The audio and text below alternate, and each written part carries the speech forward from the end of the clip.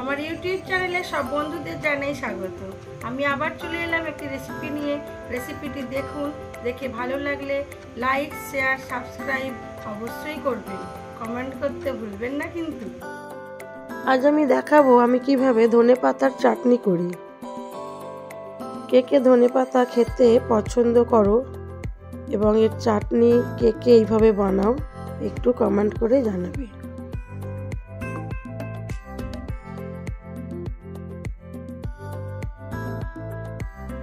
শীতকালে ধনেপাতার চাটনি খেতে বেশ ভালোই লাগে।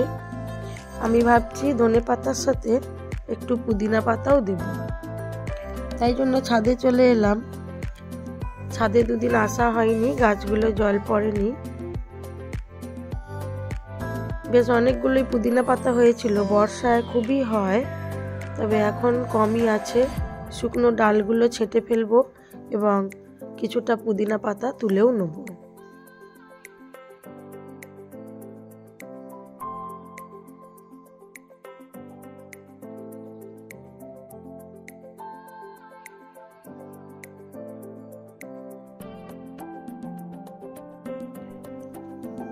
পুদিনা পাতার যে ডালগুলো শুকিয়ে যায় ওর ডগগুলো কেটে নিলেই হবে, কারণ ওই শুকনো ডাল থেকে আর পাতা গজাবে না, তবে ডগগুলোও নষ্ট হয়ে যাবে। সেই জন্য বেশ কিছুটা আমি ডগ তুলে নেব। আর গাছের গোড়াটাও পরিষ্কার হয়ে যাবে। গাছের গোড়াটা পরিষ্কার হয়ে গেলে পুদিনা পাতা আবার বেরোবে। ছাদে এসেছি, দেখি, চলুন আপনাদেরও দেখাই আমার কুমড়োটা কতটা বড় হলো। খুবই আস্তে আস্তে বাড়ছে। দেখা যাক। 4-5টা কুমড়ো হয়েছিল, তবে এখন এই একটাই ঠেকেছে।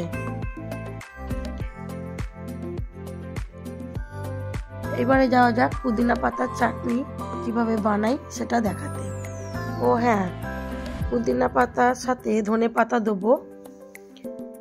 আমার ধনে পাতা গাছও হয়েছে, ওপরে ইঁদুরের জন্য হয় না, কিন্তু এখানে বেশ কিছু ঝোলা টবে লাগিয়েছিলাম, অনেকটাই ধনে পাতা হয়েছে। এখান থেকে বেশ কিছুটা পরিমাণ ধনে পাতাও নিয়ে নেব। এই ধনে পাতা আর পুদিনা পাতা দিয়ে চাটনি বানাবো, দেখাই চলুন।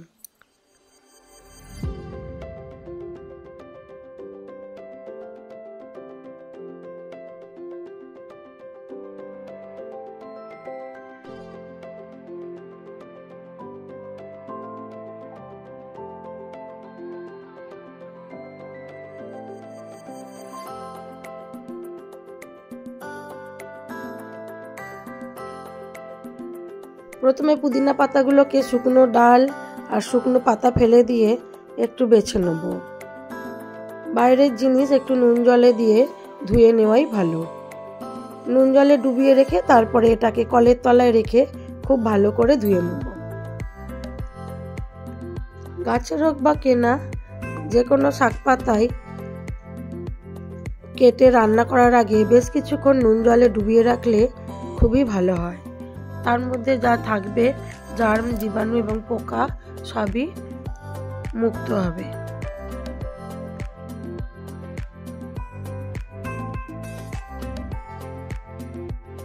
এইবারে ধনে পাতার শেকড়টাকে কেটে বাদ দিয়ে দেবো। চাটনি বা তরকারিতে ধনে পাতার পাতার থেকে ডাঁটাটা বেটে দিলে খুবই সুন্দর গন্ধ আসে।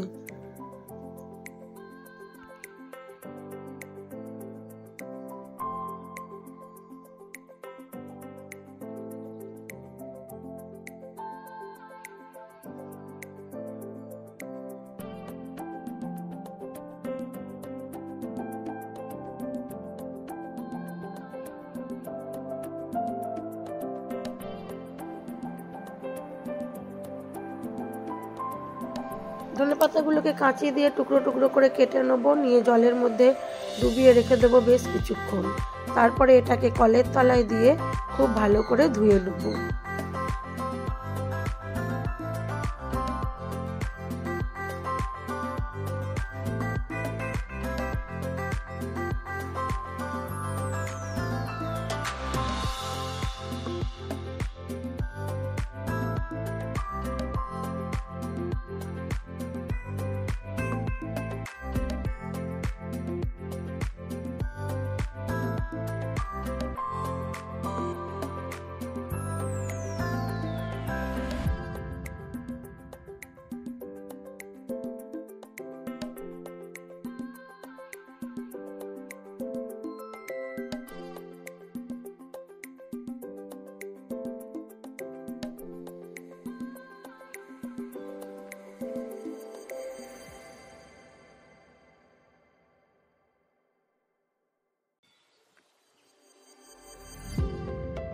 খুব ভালো করে 3-4 বার কচলে কচলে ধুয়ে জল ঝরাতে দেবো।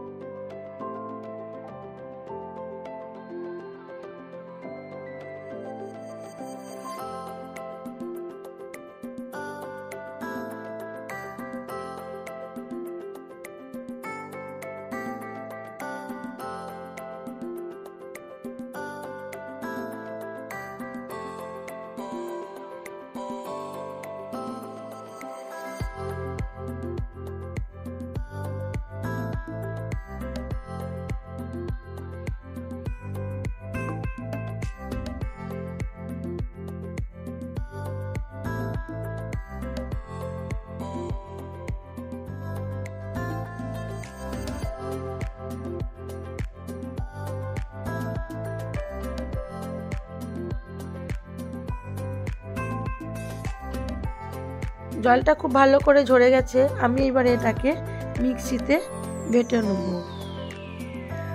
ধনেপাতার কুচিটা দিয়ে দেবো মিক্সিতে, আর দেবো অল্প পরিমাণ নুন আর 2টো কাঁচা লঙ্কা, আর খুব কম পরিমাণ জল দিয়ে এটাকে বেটে নেব।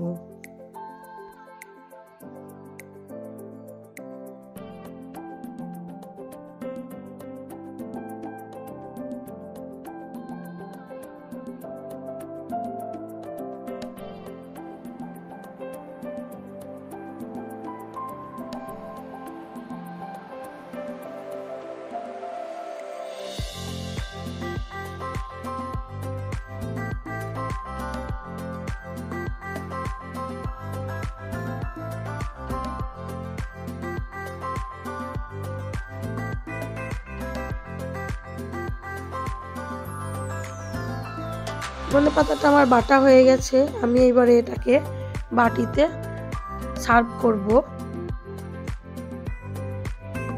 এর মধ্যে দেবো পাতিলেবুর রস। আমি এখানে গোড়া লেবু নিয়েছি। পাতিলেবু বা গোড়া লেবু যে কোনো লেবু দিলেই হবে, আর যদি সেগুলো না বাড়িতে থাকে তাহলে অল্প টক দই দিলেও হবে। আর দেবো একটু বিট নুন।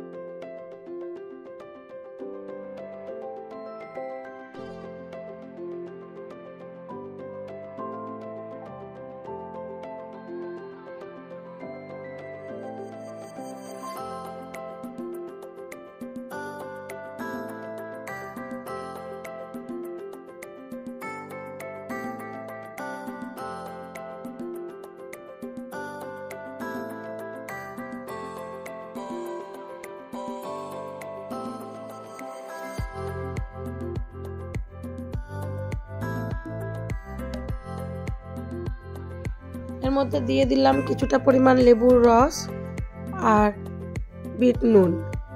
এবারে আমি এটাকে ভালো করে মিক্সড করে নেব, নিয়ে সার্ভ করব।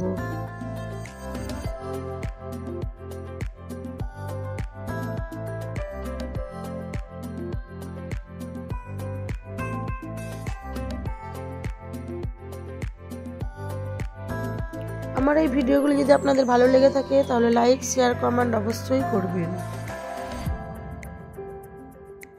নতুন বন্ধু হয়ে থাকলে একটা সাবস্ক্রাইব করে দেবেন।